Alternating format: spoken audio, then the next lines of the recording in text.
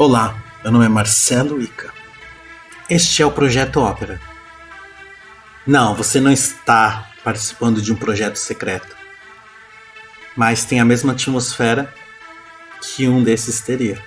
A atmosfera de mistério e de ficção científica, com uma pitada de distopia.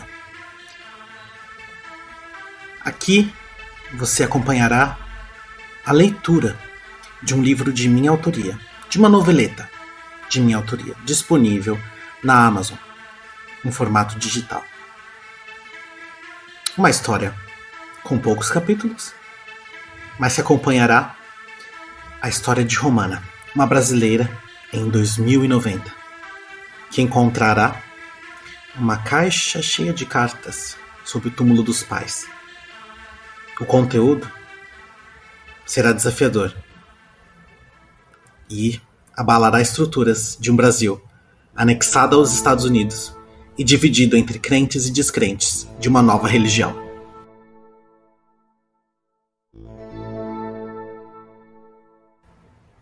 Prólogo. Olhei para cima. Vultos enegrecidos cortaram o céu desanuviado em direção ao chão. Lembrança interrompida. O que atrás aqui? Eu ouvi da moça vestida de branco. Percebi que ela evitava deixar explícito que me julgava, com o olhar e o corpo retesado na poltrona estofada. Eu gaguejei. Meu estômago ardia. O que atrasa o grupo de primeira conexão? Ela repetiu, e no momento tive que parar para pensar sobre as minhas reais motivações. O complicado é que todas elas eram um emaranhado de incertezas e um acúmulo de talvez. Os meus pensamentos eram um enigma para mim mesma. Você poderia responder, por favor?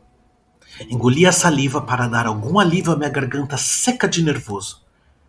A senhora finalmente me mediu com um azedume declarado na cara, mas depois amenizou com um sorriso calculado e um olhar pálido. Próximo! Ela gritou e arrastei o meu corpo para fora da cadeira dura. Ao sair do centro de primeira conexão, quis estapear minha cara. Eu deveria ter usado essa chance para dizer o meu motivo de estar ali. Queria me tornar um deles, se desse. Só para não me sentir mais sozinha. Não queria acabar como os caídos da Avenida Paulista.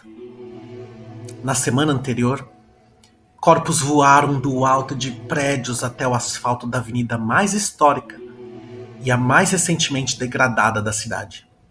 Eu estava lá. Eu vi. E eu me lembro de como me senti destroçada pelo medo. O motivo para ter ido ao centro de primeira conexão. Aquela atendente eu deveria ter respondido: estou aqui porque quero fazer parte da sua comunidade. Estou aqui porque tenho medo de me sentir tão sozinha a ponto de não querer mais existir.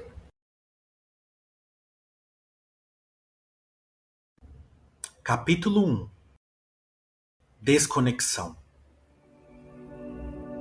Olhei o meu rosto azedo no espelho e o meu coração disparou ao me perguntar: quem é essa mulher? No começo de 2090, fui ao cemitério. Sempre visitava o túmulo dos meus pais. Coisa de pobre e, portanto, não integrante do grande templo branco. Eles acharam outra forma de lidar com os corpos dos falecidos. Quando me encontrava diante das lápides, a minha mente sempre recebia um beliscão. Era como se algo não fizesse sentido. Algo que eu não sabia nominar. Contudo, eu sempre acabava deixando essa sensação desconcertante e sem sentido pra lá. Porque ela talvez só fosse eu mesma relutando contra o fato de estar sozinha neste planeta. Fato esse que mudaria a partir da minha última visita ao cemitério. Em cima do túmulo simplório da minha mãe, lá estava ela. Uma pequena caixa amarela com um bilhete colado em cima, com palavras que congelaram o meu corpo de dentro para fora. Escritas à mão, algo esquisito para o nosso tempo. Elas diziam: para Romana, de seu irmão, Júlio. Que irmão? Com receio, peguei a caixa e guardei dentro do meu casaco. Fazia frio em São Paulo. A sensação permanente era de que eu segurava algo perigoso, uma bomba a ser detonada, e a curiosidade a mantinha junto ao meu corpo. Dentro do ônibus, uma repulsa brotara e crescera até que meus pés cruzassem a entrada do meu asfixiante apartamento. Num impulso amedrontado, mais forte do que eu podia compreender, como se estivesse programada para aquilo, guardei o artefato no lugar mais oculto do meu velho guarda-roupa. Precisava me esquivar dele, mas não para sempre. Mais um raciocínio desconcertante. À noite, acordei de um sonho muito vívido. Nele eu vi meus pais e mais alguém. Um jovem adulto. Ele abraçava cada um de nós e saía pela porta com a mochila nas costas. Olhei para o lado. Os meus pais choravam e se despediram. Te amo, Júlio. E foi assim que o meu mundo sentiu a primeira fagulha da verdade no ar. Os meus dias se aprofundaram cada vez mais na estranheza. O normal insistia em continuar distante de mim. Nada que eu fizesse me fazia alcançá-lo. Mesmo que eu evitasse a pequena caixa achada no cemitério todos os dias, eu sentia a presença dela, da estranha sensação do sonho com um suposto irmão que eu desconhecia e da desesperadora frustração por deixar tudo isso me afetar. Eu estava virando uma idiota? Enfim, era o ciclo do desgaste. Prossegui a minha rotina. Acordava no amanhecer, tomava o meu café da manhã e corria para um dos poucos trabalhos que ainda restaram para nós, os não crentes, também chamados de desconectados. Sendo um deles, eu era responsável pela limpeza do prédio do departamento de informação. Todos os dias, ao passar pela portaria do edifício alto, cheio de mármore branco em sua composição, de fachada alva como a neve, eu me deparava com uma massa de pessoas trajadas de roupas brancas. Todas mantinham um semblante sorridente e uma atmosfera de leveza. Uma inveja sempre me abatia nesses momentos. Eles estavam sempre em grupos e eram todos amigos. Eu queria ser feliz como eles. Como seguidores do grande templo branco. Mas longe de mim admitir isso. Logo eu me esquecia desse ressentimento quando era atingida por um olhar de repulsa. Ele era a consequência das minhas roupas cinzas e pretas. Eram as regras. Diferenciem os conectados dos desconectados, para que sintam a urgência de sua evolução. Pregavam. E já pelas vestimentas das pessoas eu conseguia ver. Os descrentes estavam nos cargos mais mal pagos. Essa era uma regra social não oficial, mas que de fato era estabelecida de forma massiva, um senso comum, um costume.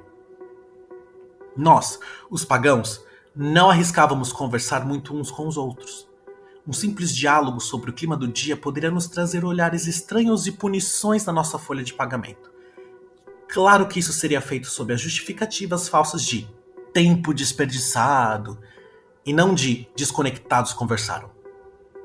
A partir do dia em que encontrei a caixa, o sono e uma desatenção absurdos passaram a me consumir. Num piscar de olhos, minha mente viajava à deriva num mar tranquilo, mas traiçoeiro. No entanto, achei que, por não precisar interagir com os outros além do operacional e básico, eu tinha como esconder o meu estado deplorável, definido por olheiras e enxaquecas. Ultimamente, o que eu fazia era ir para o banheiro, trancar a cabine e ficar em silêncio absoluto.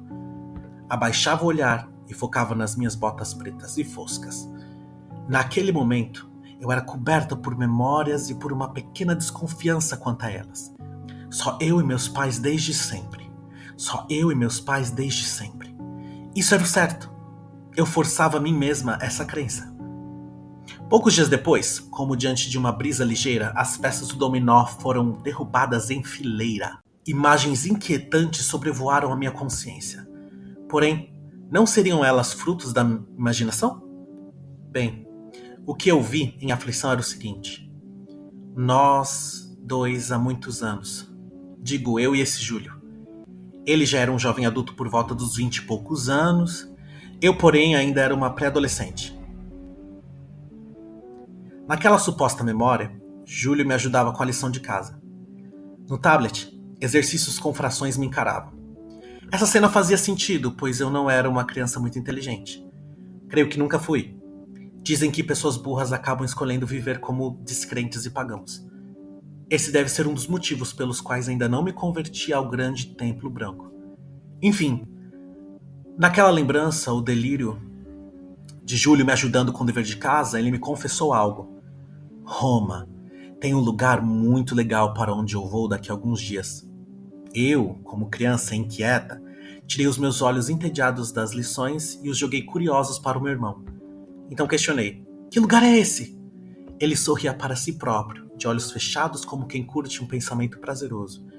Júlio baixava um pouco o seu corpo e aproximava sua boca do meu ouvido direito. O paraíso! Ele cochichava. Eu gargalhava. Logo depois, ele também ao afastar o corpo ia ir até a pia atrás de nós. Pronto.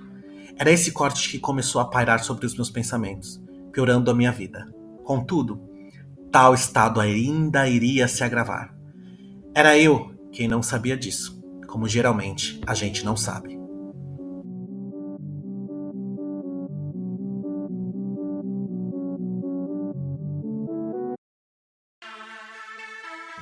Muito obrigado por escutar Projeto Ópera.